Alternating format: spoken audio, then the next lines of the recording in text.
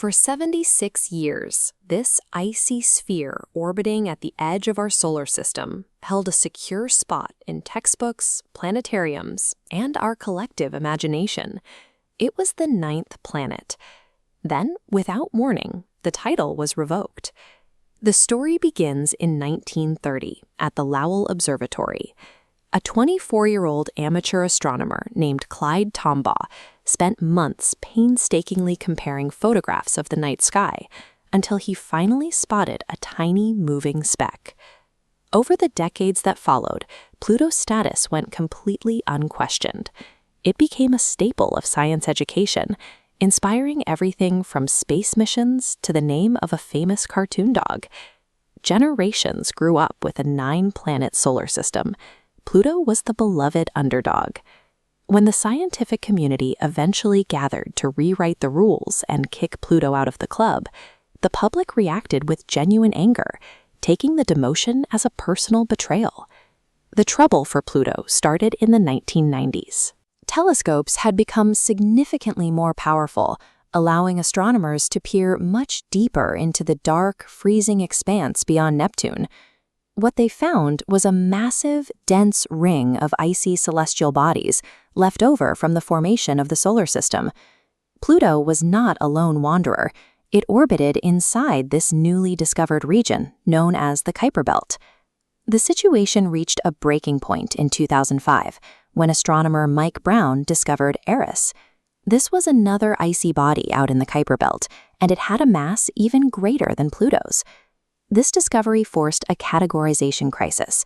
If Pluto was a planet, then Eris had to be one too. As telescope technology improved, astronomers realized they were on track to find dozens of similar ice worlds. They either had to memorize a solar system with 50 planets, or they had to downgrade Pluto to save the existing model. In August 2006, the International Astronomical Union gathered in Prague.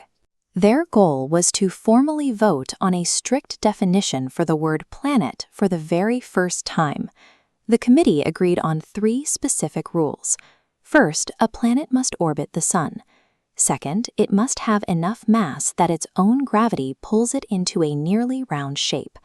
Up to this point, Pluto was completely safe. It orbits the sun, and it is large enough to have crushed itself into a sphere. But the third rule was highly contested. The IAU stated that a true planet must have cleared the neighborhood around its orbit. This requirement shifted the very definition of a planet. Classification no longer relied on a body's physical properties or geology. It now depended entirely on its location in space. To clear its neighborhood, a planet must deflect any debris in its path. Earth is 1.7 million times the mass of everything in its orbit. Pluto, however, makes up just 7%. Its trajectory crosses Neptune's orbit, sharing space with thousands of Kuiper Belt objects. Because it failed this third test, the IAU vote officially stripped Pluto of its title, reclassifying it into a brand new category, Dwarf planet. This mathematical cleanup satisfied astronomers who study orbital mechanics and the broad architecture of the solar system.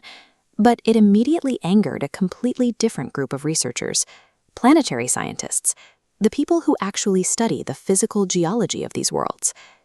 9 years after that controversial vote, NASA's New Horizons spacecraft finally reached Pluto, giving humanity its first up-close look at the distant world. Look at this enhanced global color view sent back by the probe.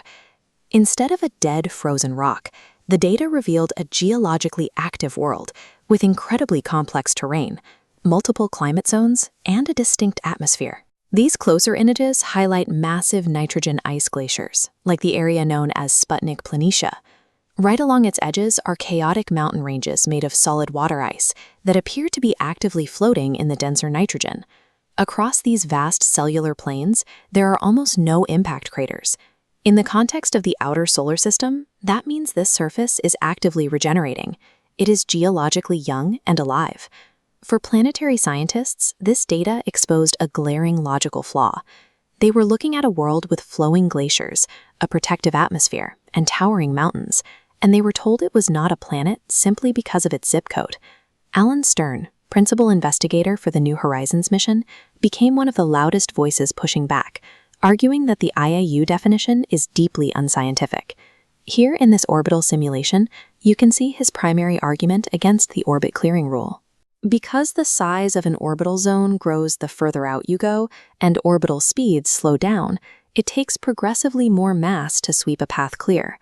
If you moved Earth to Pluto's distance from the Sun, our own homeworld wouldn't have enough gravity to clear the massive Kuiper Belt.